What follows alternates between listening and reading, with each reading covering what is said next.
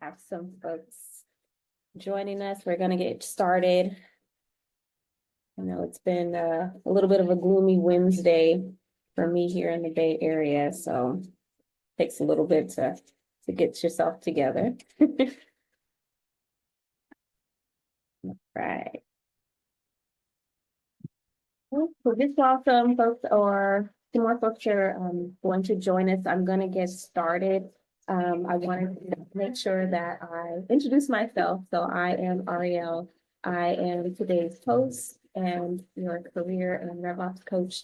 So today we're going to actually be talking about revenue operations and transferable skills.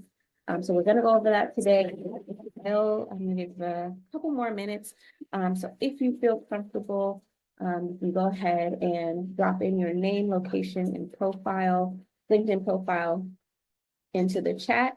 And if there's anything specific that you're looking to learn today. So I'm gonna put that in there.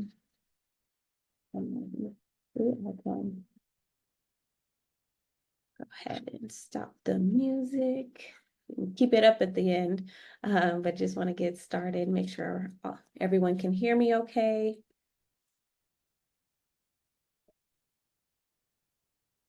All right. Just gonna drop this in the chat so as folks join us, they can introduce themselves as well. All right. Okay, so I'm just going to go ahead and get started. So this webinar is for job seekers and career changers that are looking to learn more about revenue operations, as well as how to leverage transferable skills to land a new role.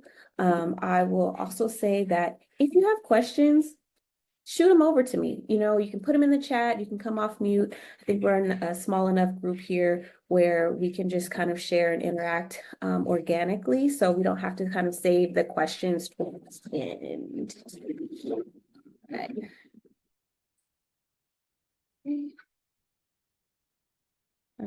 Thank you, Shyla. Thank you, Shiomara. Good to see you again. All right, so going ahead and moving forward. All right, so for today's agenda, so we've done the welcome, we've done the about me, and like I said, today's topic is revenue operations, and we'll also talk about transferable skills. I'd love to share a little bit more about my story, and when I was in finance, I actually pivoted to revenue operations myself, which is a field that I know firsthand and obviously love, so that's why I'm talking about it.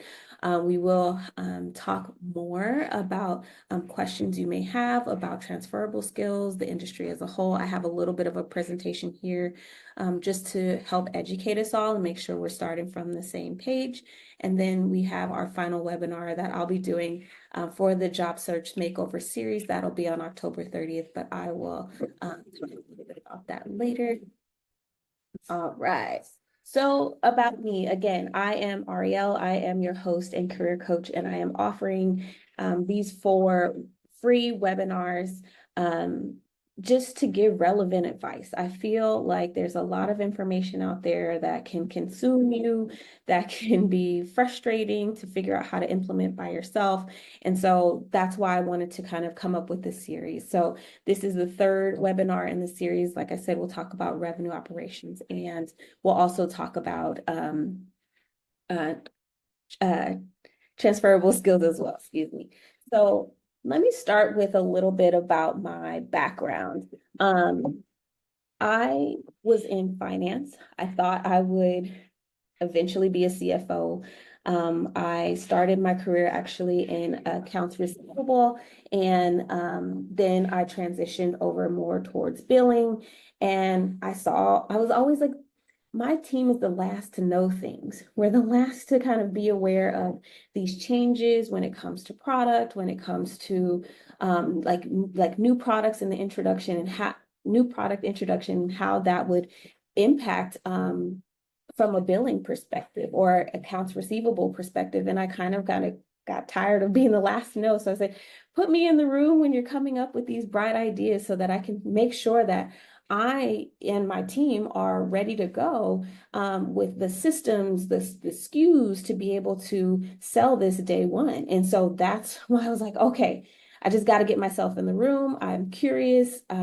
Things have to work a little bit more efficiently, and we can't be involved in the final hour. And so that's where I was really looking to kind of have a lot of impact in that realm. One second.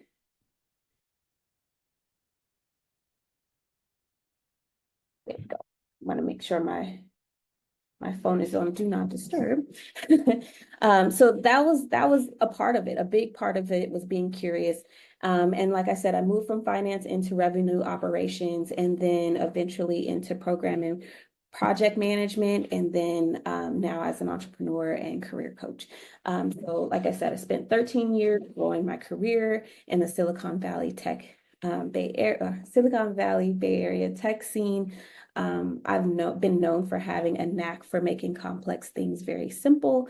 And like I said, I'm a career coach now, and I'm really excited to bring all those skills and experiences in growing teams and growing processes, et cetera, to my clients. So long story long, but let's continue to move on over. All right, so today's topic, revenue operations and transferable skills.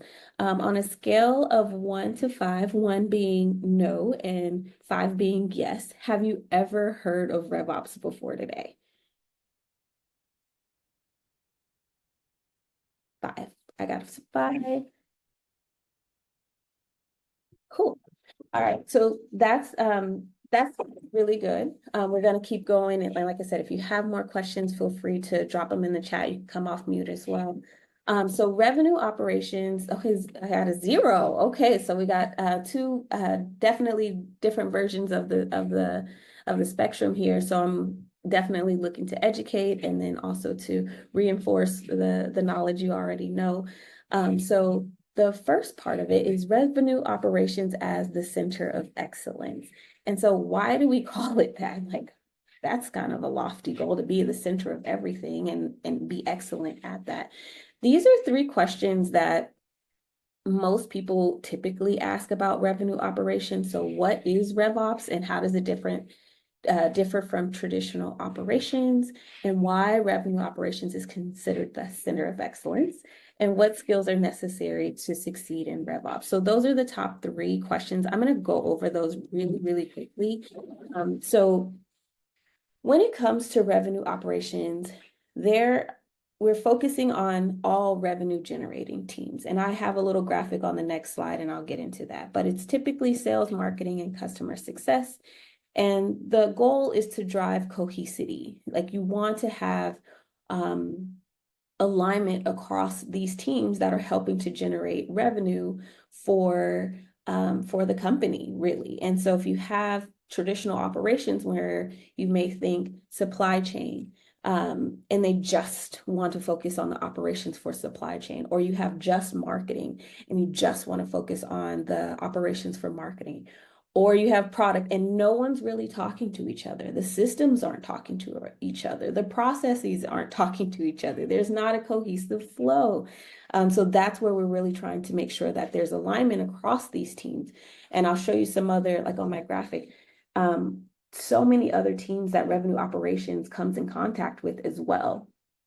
Why do we call it the center of excellence? So it's because it centralizes, like I said, data, the tools, the processes across multiple teams. It's not just revenue generating teams. There's a whole host of other teams as well, so that we can optimize the entire revenue pipeline. So is marketing spending the dollars and making sure that, when they are doing these campaigns, it is flowing to sales. And once it flows to sales and the deal is closed, they become a customer. And then is the customer success team making sure that they are adopting the product and the full functionality of it and being successful with the product, and also making sure that they grow. So you don't want to lose customers because they outgrew you and your product or features or functionality. So you just want to keep that engagement happening as regularly as needed to make sure that your customers stay with you for the life of their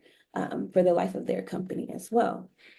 And then lastly, what skills or experience are necessary to succeed in RevOps? So realistically, there's a whole host of them. I had a non-traditional background going into revenue operations, but really it's a mix of analytical skills. So how do you handle data? How do you interpret the data?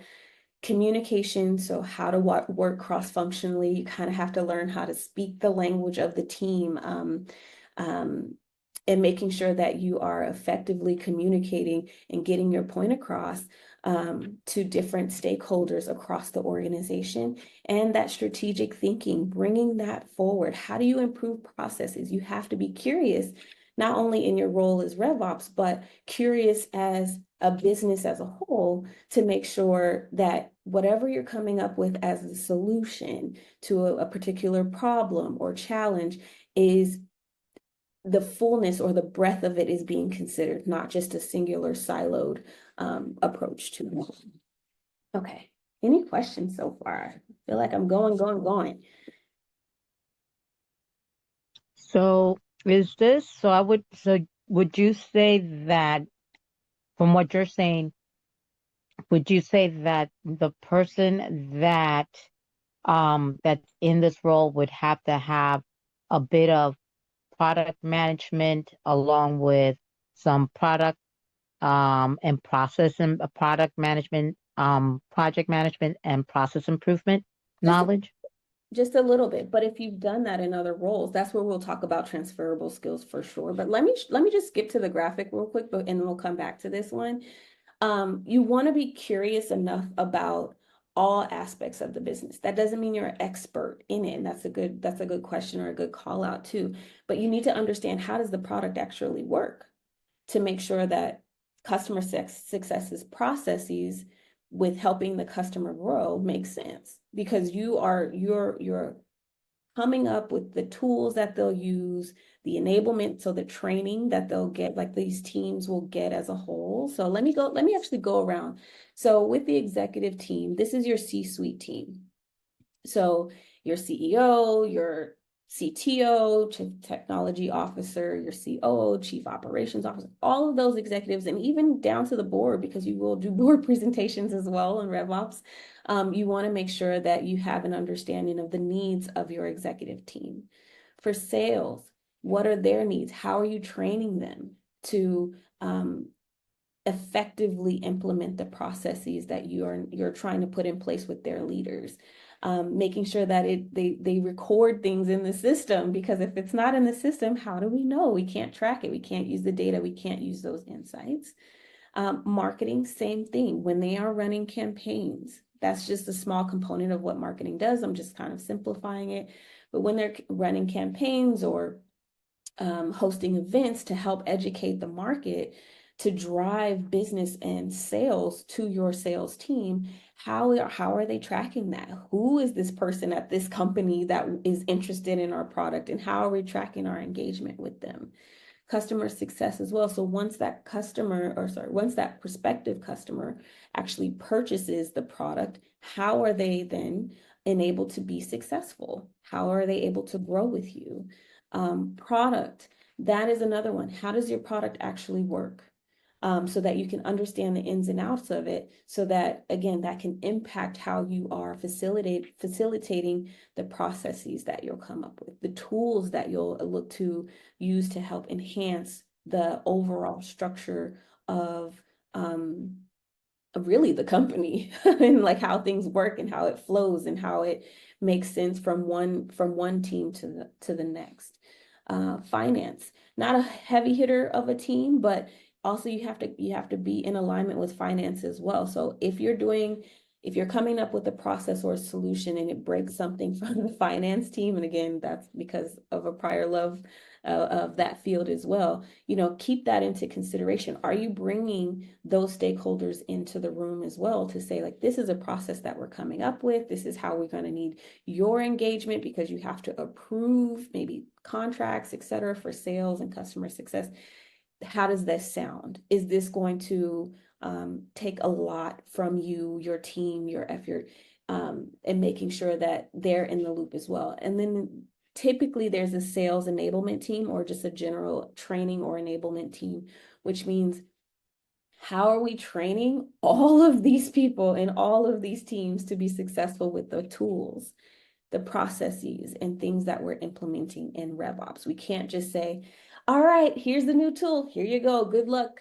Sink or swim. Like, that's not how we make sure that our teams are successful and we're honestly generating that revenue. So that's what we're really trying to focus on with enablement, how to make sure that they're using the tools, the processes, the systems correctly so that we can do our jobs better as well with all the data that's coming from these teams. And lastly, you'll be the voice of the customer. So you'll see by their trends or engagement what really is going on with them. How can we support them better?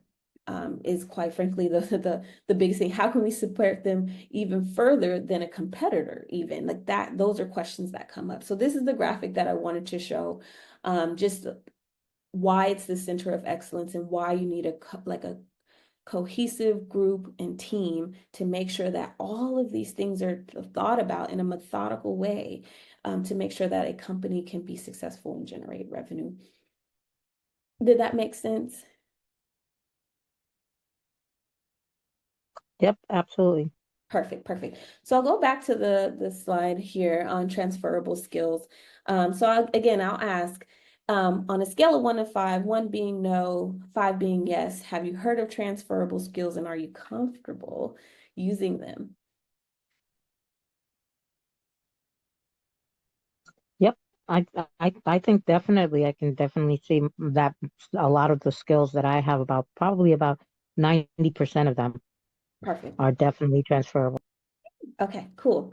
So I'm going to go into it a little bit more. There are some folks that may not feel as comfortable sharing their transferable skills, don't even know how to communicate it effectively. So let's go into the first question, which is, which of my skills are transferable to a new career or industry? That's a big question that comes up. How do I communicate my transferable skills to employers? And what are some examples of common transferable skills that are valuable across different industries? And then I have some avatars that I want to show you as well. And we kind of can go through them with kind of some real examples of folks transitioning from one field to another. So the first thing I want to share is that many people do struggle with recognizing what existing skills they have to apply to a different role or industry, and that's okay, right? You gotta practice a lot, to be honest, to make sure that you are comfortable communicating what those skills are and why it's important for a company to look to you to fulfill those skills in a new role and give them value overall. So there, I want to start with like the value formula. So this is typically used for your resume. It is your skills plus your result plus your impact equals the value. And so if you follow that kind of general framework on like what skill, transferable skill, that's relevant, what you did, and like how much of it did you do? So did you improve a process? How much? If you reduce managerial oversight, by how much? Quantifying that, and then showing that there was a positive impact or benefit of your leadership, your activity, your action, your interest, your curiosity in that particular approach. So I want to start with saying that. So, and it can be technical skills. These can be soft skills. They can be management related skills. All of that can be folded into this value formula for your resume. And then from there, you got to be consistent, right? You got to be vocal. Some folks say that it feels like they're kind of beating a dead horse or just kind of saying it over and over and over like a broken record, but you have to, right? There's what we call a rule of 7. So 7 different kind of touch points to drive that consistent message, whether it is in your resume, your LinkedIn, interviewing, talking points, emails, how you network, the advice that, like say if you get advice from someone on an interview panel and you follow up with them in an email, and still having that consistency, and basically it becomes part of your brand. So you have to continue to be vocal about that over and over and over again, because again, if you don't state it, if you don't write it, they don't know it exists. And so that's why it's super critical and super important, to make sure that you start with that value and you drive toward it. You showcase it. Like, don't be shy. I think a lot of folks that I've actually met with two folks yesterday, and they were very hesitant to put on their resume their accolades and their achievements. It doesn't do you any favors to kind of be quiet about what you've achieved, especially in this tough market. You want to make sure that you are showcasing the best assets that you have, being vocal about it, highlighting it. So sometimes you can even bold it if that is a significant achievement that you had in a company. Like for one gentleman that I met with, he was able to completely transition from the company's original product to something totally different, and build so much revenue that they were able to be acquired a lot faster than if they just stuck to their guns.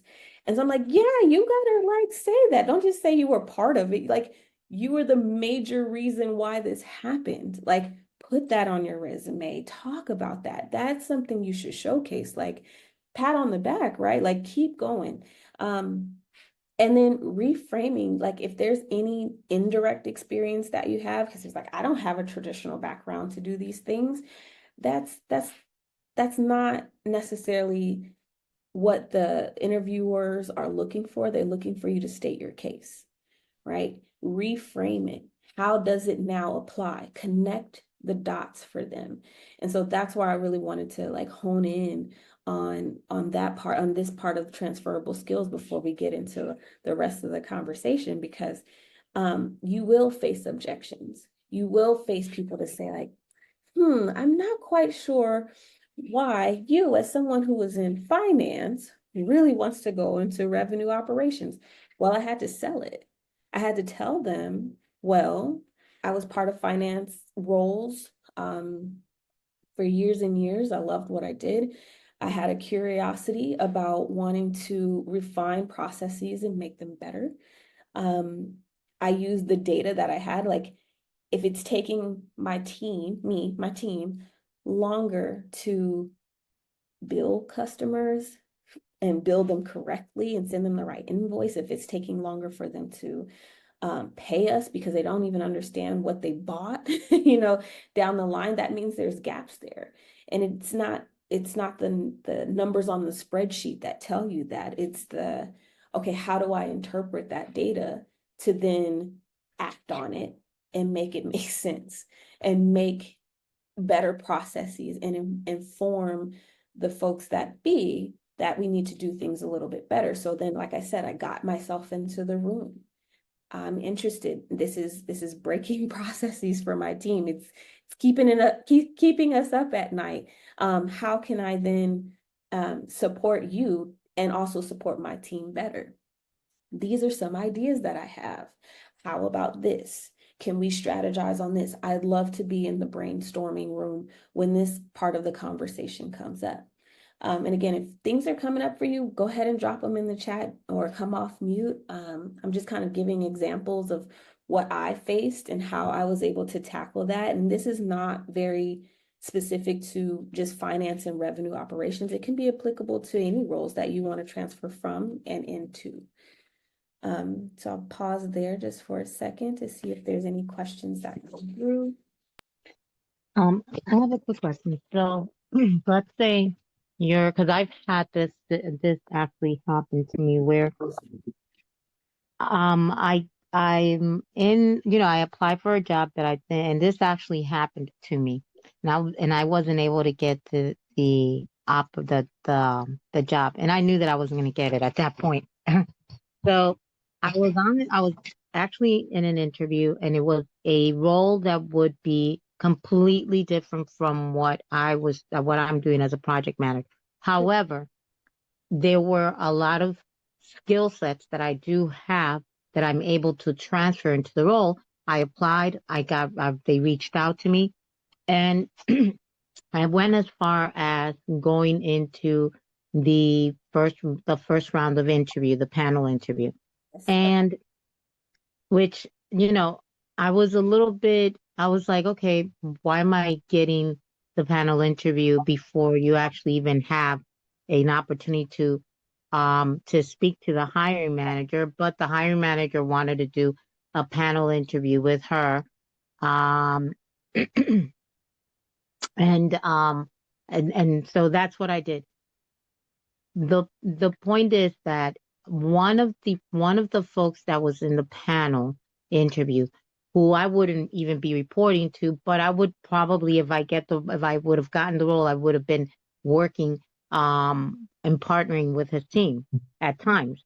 Mhm. So he had asked me a question that definitely I would not be able to respond because I didn't have that background. And it was geared towards the role that I was actually applying for. Um, and I just kind of like, oh God, let me just think outside of my head. So I just went ahead and I just kind of gave him a response. Clearly, I wasn't. I knew that that wasn't the right response, but it was the only one that I came up with.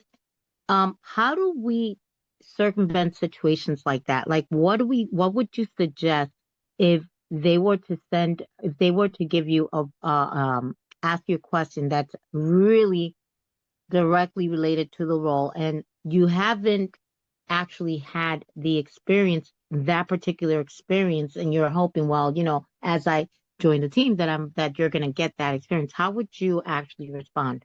hmm So one, I would always suggest asking clarifying questions because you don't know if they're trying to ask a, a separate question behind that question, if that makes sense. So I would ask them to clarify exactly, not what they're looking for. I don't want to say it that way, but can you clarify the question so that I make sure that I'm giving you the experience that is relevant for this role?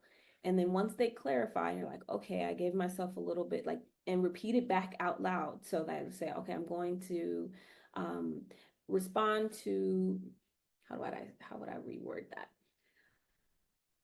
Okay, thank you for clarifying. So I actually have an example of an experience that I had that sounds very similar to this, and this is how it happened. And then you can go into the value formula that I talked about. So what was the skill? Because you're trying to figure out like pinpoint if there's a specific skill they're looking for. So if it was, so if you're in project management, but they wanted more, I don't know, data science. Not sure.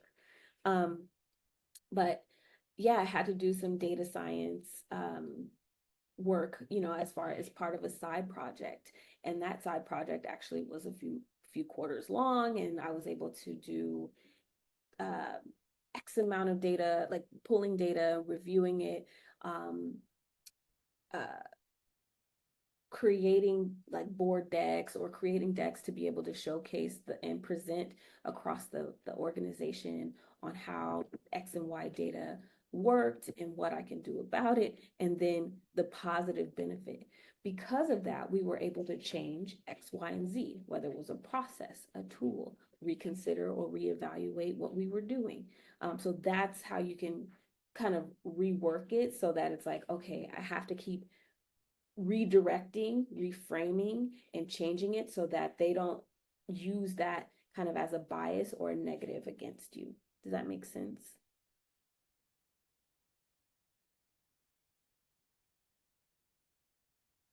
Yep, Okay. yep, absolutely. So always, I call it like the gift of gab or a way to spin it. And so that's what you're looking for. Just make sure you clarify so that you don't just kind of spew out an answer just to give them an answer, but you're giving them more in line of what they're looking for. So you don't want to spin it. And like I'm saying, I'm giving you the value formula that, again, it's used for resumes, but it's actually really helpful in the interview process as well, so that you're kind of helping to redirect and reframe. Is it okay? I mean, is it okay if you were to tell them, to be honest, I would not be able to review a response because I don't know. Is that okay or never okay? You want to give them something. The way you can reframe that question is to say, is it okay if we actually go, maybe ask a different question? If that's not, if they're harping on that too much, or maybe they asked a few questions and here's the thing, they may ask like the same question over and over again. And they're trying to dig at something. You can kind of sense that, like you get that gut feeling that they're like, like what are you trying to drive at? Like what are you really looking for? If you're getting that gut sense, you can ask them like, can you reframe the question? One. Or two, are there other questions you'd like me to get through during the time that we have left today? So that you're more in charge of that conversation and that interview rather than them Mm-hmm. trying to do a pile on of like, oh, yeah, they didn't, Ciamara didn't answer that question. And then I asked her follow-up questions. And then it's kind of like, a strike through each one. So we're trying to give you some check marks back, if that makes sense. Exactly. Yeah, that I mean, when I don't know why they would, I almost felt like when I went into the interview, because the recruiter, she did say, that she had to kind of speak to the hiring manager and kind of tell her, well, because she was really hesitant. She was like, well, she doesn't have that background. She hasn't worked in this. And she was like, and the recruiter was like, well, no, but she has about 90% of everything Yeah. that is needed, and everything else she can learn it. And she basically told her, she was like, after all, you didn't you joined and you didn't know anything about this, so about this whole department, and you've come a long way. So she kind of put that in place to get me the interview. But I think that if I would have responded to that answer, if I would have given a response, a good response or not, Mhm. I think that almost like the hiring manager had an idea of, I don't want this person. But they I want, want, yeah, yeah. they're trying to stack the cards against you. Exactly. That's how I almost felt. I was like, okay. I mean, I answered every single question that they would throw on to me. I gave them a response because I had a background and knowledge of that. And I think that a lot of it, they were pretty surprised that I had that much of a background.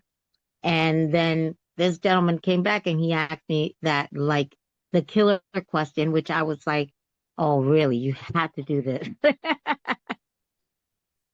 Sure. And I'm sorry for that experience too. I know, not I wasn't there and but it is one thing to also kind of start going through the process and you're like, I know I'm going through a career change. I know that, I have to make my case and then folks to kind of try to stack the cards against you and you feel like you're in a place where you're like, okay, I felt like I'm starting at a 10 and like I'm kind of slowly ticking off little points here and there. But it's another way to flip the script and feel like you're starting from zero and you have to really work hard to kind of get to that okay score to move Yep. forward. So I do get that. Um, yeah, and it's not a good feeling to have. And so if you feel like, and like I think we talked on a different webinar as well, but um, if there are instances where you no longer feel like I'm not getting a good vibe or I don't think this is a good opportunity, you can also bow out of the interview process as well. Like keep your respect intact. Um, don't walk away. And this is just more advice, not this is off script for today's discussion, but like don't ever walk away feeling like the wind has been taken out of your sails. You should always try to leverage, like I said, the best aspects of you and what you offer to a role, and um, keep your respect intact, definitely, and making sure that you feel that you know you're walking away with dignity. I'll say that. Okay. So a little off script there, but I want to keep making sure that I make our way forward. So we talked about the Center of Excellence. So we're going to talk about transferable skills now. So we're going to keep going into some of the things. I kind of touched upon a lot of these topics already, but there's a few key things that I also wanted to make sure that I hone in on for the rest of today's webinar. So when we're talking about transferable skills, really understanding the needs of the role. So CMR, you did your homework. I'm picking on you, but you did your homework to understand that I have these direct experiences and skills that translate to this new role, or maybe potentially in this new industry. And here's how I can provide value. Like you said, someone may have had a very keen idea of what they wanted to, who they wanted to hire and what background they wanted.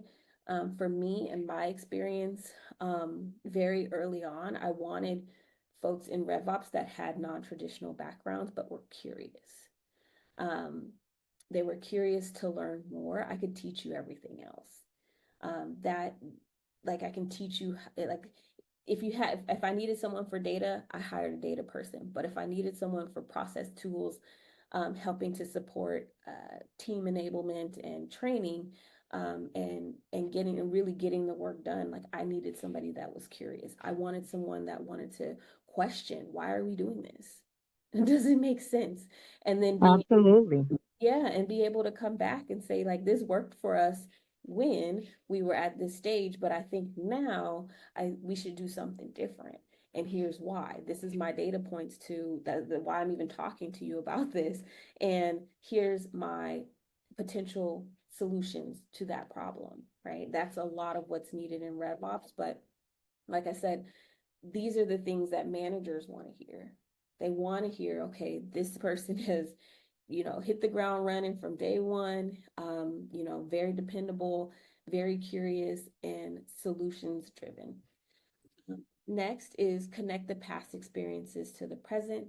So, what you have done already. So, this really translates.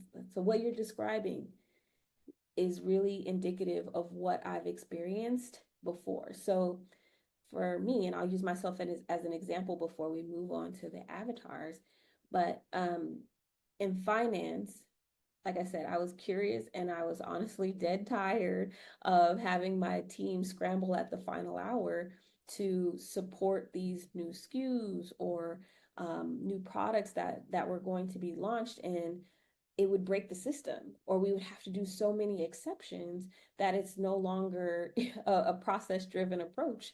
And so that those experiences in finance, I connected that to RevOps, and I said, look, I had too many of these experiences, and my team struggled a lot with trying to figure out how we would standardize these non-standard things that were coming from around the organization. So I had to get like literally get in the room so that I can help solve these problems. So that's something I did in finance. That's what I can do in RevOps. Connect those dots. Don't expect them to do that for you. Explain how your past skills and experiences add value and drive impact. Super, super critical, right? Like you have to resonate with the hiring manager and kind of level the playing field for them, by continuing, like I said, showcasing it over and over and over again, being part of your brand, and being consistent throughout your LinkedIn, your resume, like everything screams that this person knows what they're talking about and knows how to drive value and impact. The next one is expect to face objections. So we talked about it a little bit, and making sure that, all right, if they hit me with this again, this is how I can respond. Or these are some tools in my tool belt to kind of help reframe or redirect the conversation so that it's more in my favor as an interviewer. And then lastly, show up and sell yourself. You want to continue to like, for lack of better words, beat that dead horse, and to make sure that by the end of that discussion with that hiring manager, recruiter, interview panel, they know exactly what you stand for. They know exactly how you drive impact. They have no questions about wanting to move forward with you. And so that's what we're trying to do. We're trying to make sure that they don't have any biases left over by the time they're done talking with you. And that goes with the stories you tell in your interview as well. Same message over and over again. So now I have a few avatars. This is going into just my idea of how we can use transferable skills for each career level. So I have an entry level, mid level, and executive level. And then what types of roles they're moving from and moving toward. And then these are some of the transferable skills that each of the avatars would essentially showcase when they are going through the interview process. So we have Allie. Allie is an entry-level professional. She is trying to make the shift from retail to sales. And some of the transferable skills that she could highlight would be problem solving. So customer comes in, they have a problem, they're looking for a product or service to solve it. She now has product knowledge. She understands, okay, I really understand. I want to clarify that this is the problem that you're having, customer, and this is the potential options to solve it, and customer communication. So is this, doing the feedback loop? Is this the right type of product you're looking for? Does this make sense? I will talk about an experience I had just shopping, right? I was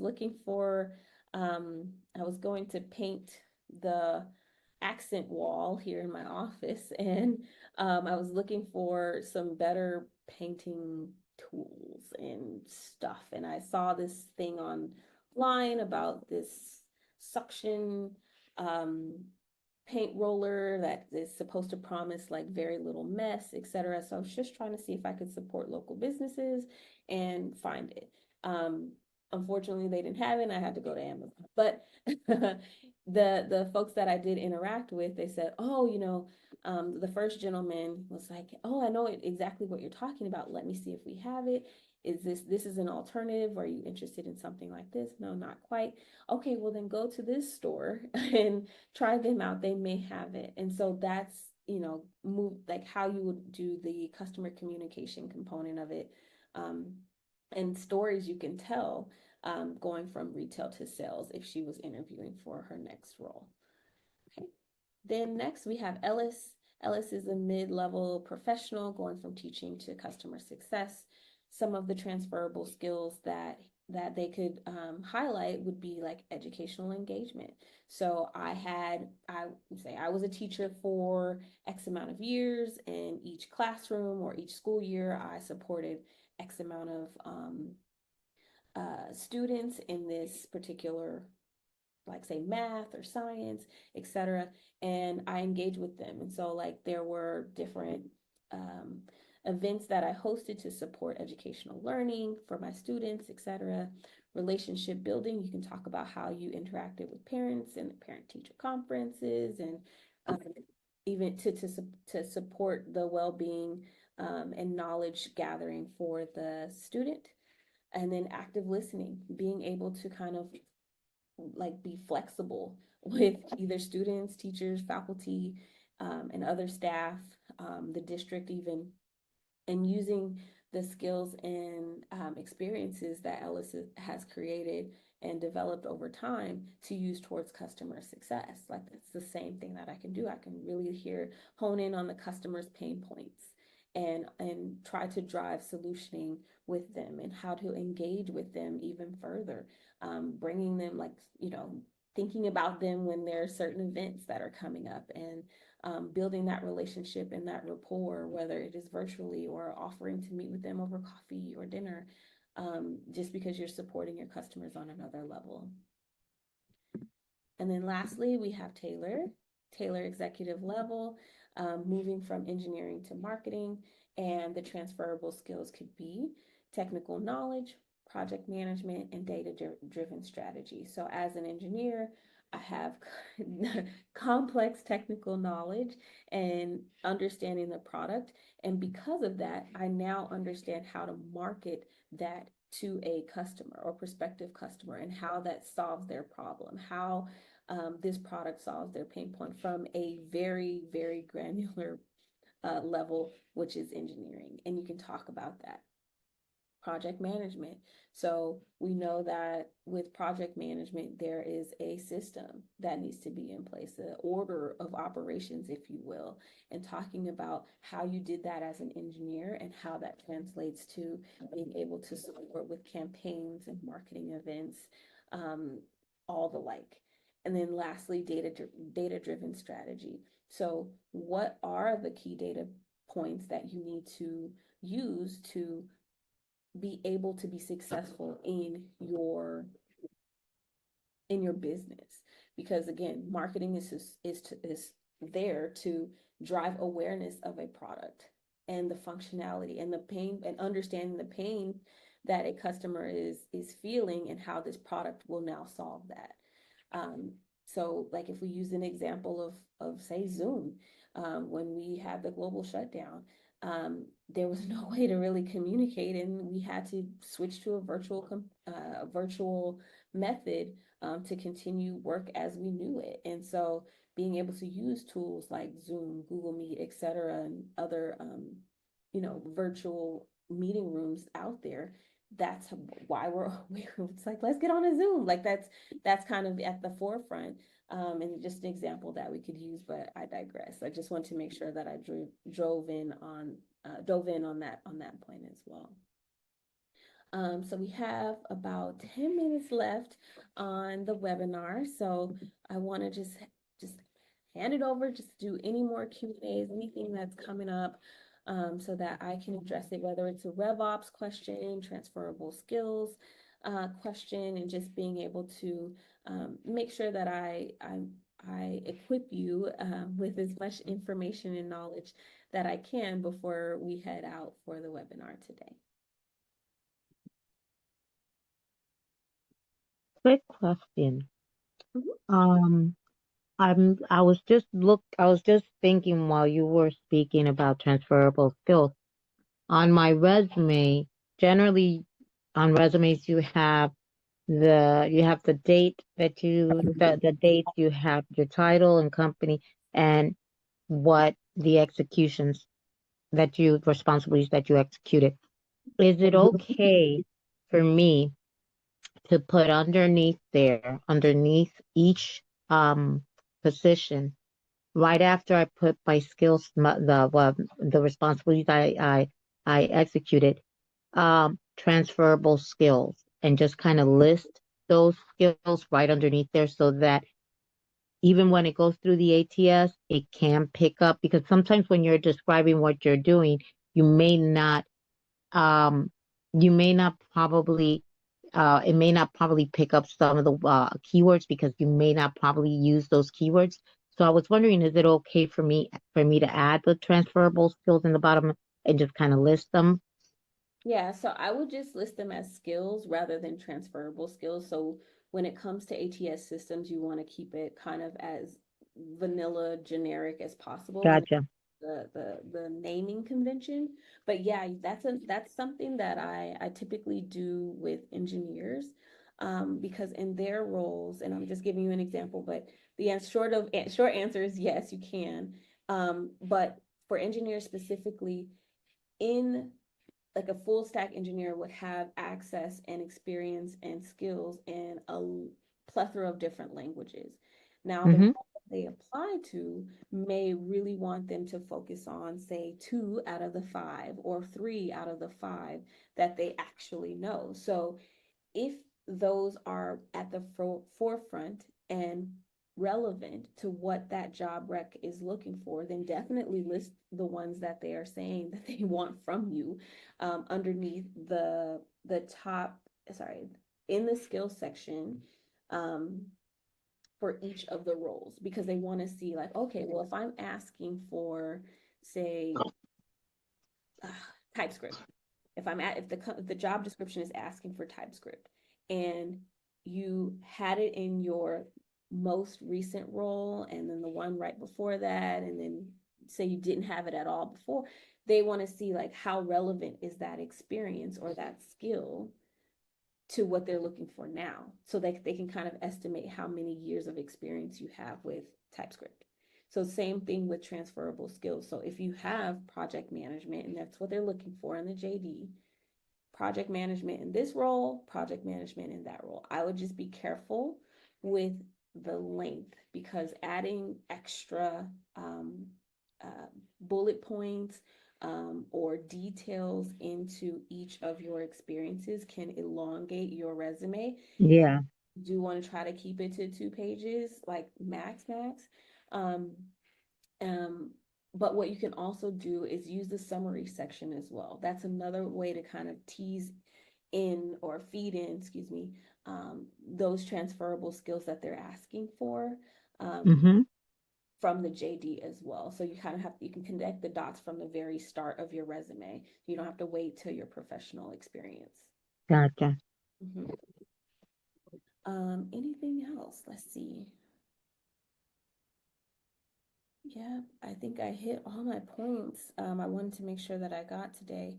So just kind of wrapping up the last 5 minutes or so, like the key around, I won't harp on RevOps, but the key for transferable skills is definitely to connect the dots for the recruiter, for the interviewer, for the hiring manager, because they can't always see kind of like that full circle approach. You kind of got to do it. Mm-hmm.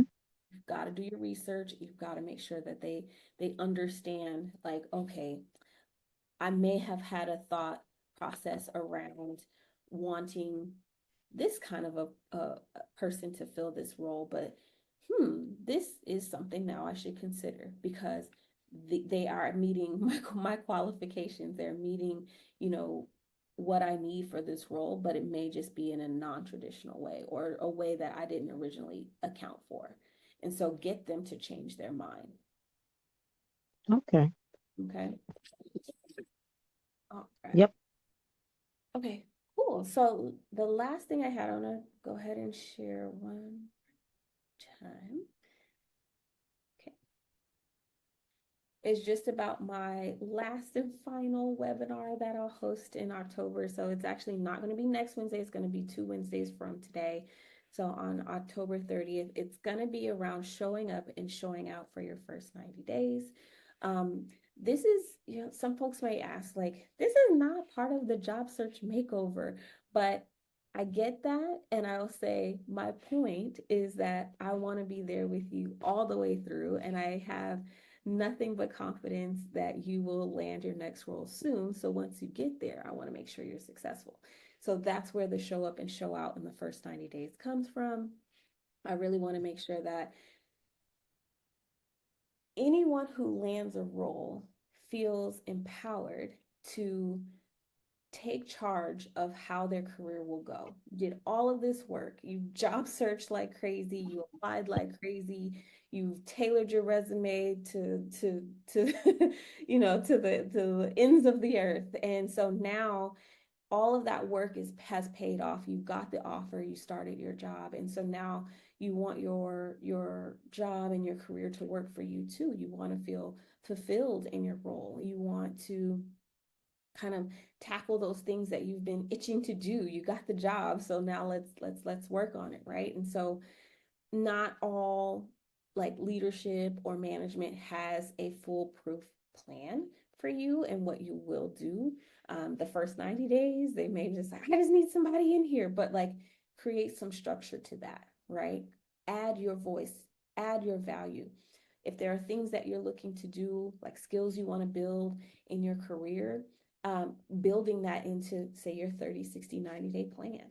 So I'm not going to get into that. That is for the next session. I am super, super excited to be presenting that. It's just something that I've done in my career that has helped shape and elongate my career. And I've had career pivots. So the careers that I've had, but being able to kind of take charge of it and not just feeling like I'm at the whim of, the management team or the leadership team. And it's something I can have as a goal and something that I can use to, hold my management team accountable as well, because I'm steering the direction and I am the captain of my own ship. And that's what I want other people to feel as well. So that one is, like I said, on October 30th, from 12 to 1. It's again on a Wednesday. I'm really, really looking forward to it.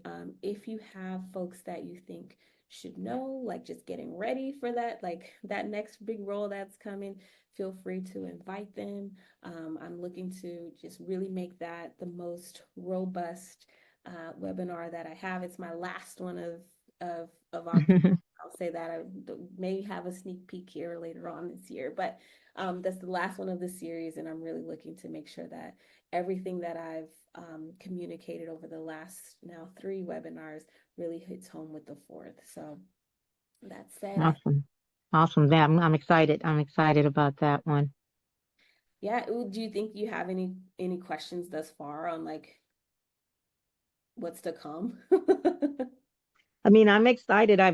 So far I've gained a lot of knowledge from some of the things that I probably questioned, and now I feel a little bit more like, okay, I'm able, I understand what the goal and what the ask is, because sometimes I think when you're doing job searching and when you're in that interview, even if you're, I'm at mid senior level at right now in my career, and so one of the things that I do find hard, and I don't know if it's because I'm a woman, I just feel like we just have to work so much harder than men. And I almost feel like this job market is extremely challenging for women. It's I'm not even kidding. I think that men are having more luck landing jobs faster than women. I'm not sure why. But that's one of the scary parts that I've seen in this job search. And I'm like, it's so much easier for men to be transitioned into, from a senior contributor role to a senior leadership role. And I'm not sure why is it so much harder for women. I'll say 2 things on that point.